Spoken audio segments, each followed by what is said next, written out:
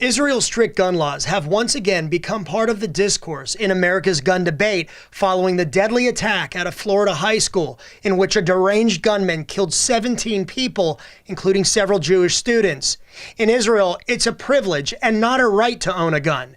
Hannah Rosenberg is originally from Jupiter, Florida, and now lives in Israel. She has served in the Israel Defense Forces and says it's much more difficult to obtain a gun license in Israel than the United States. Number one, you actually have to have a shooting test to get a gun license here. You have to have multiple doctor approvals. It's a whole variety of tests that you have to go through before you can even get it, besides being in the country for at least a certain amount of years on top of serving in the military.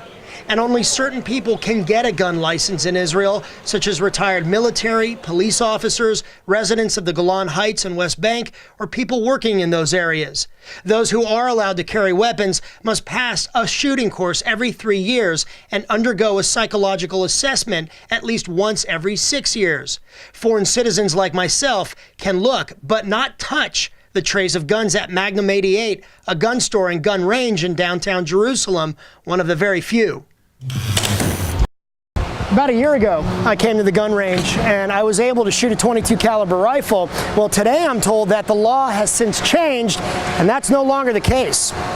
The gun laws do periodically change in Israel. In 2015, for example, at the height of the so-called knife intifada, the country eased restrictions to allow more citizens to arm themselves.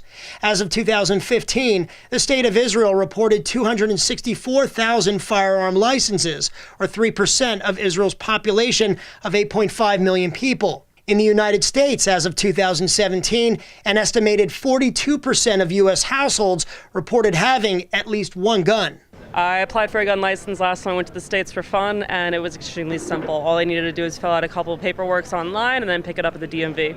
America's gun lobby likes to use Israel as an example, arguing that well-armed citizens is the only way to stop attackers. In Israel, it's common to see armed guards at schools, malls, and facilities.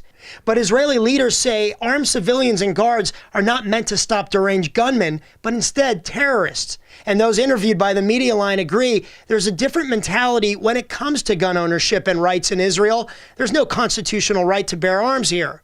Itzhak Kamer manages an army surplus store in downtown Jerusalem and says the respect of firearms starts during the mandatory army service in Israel.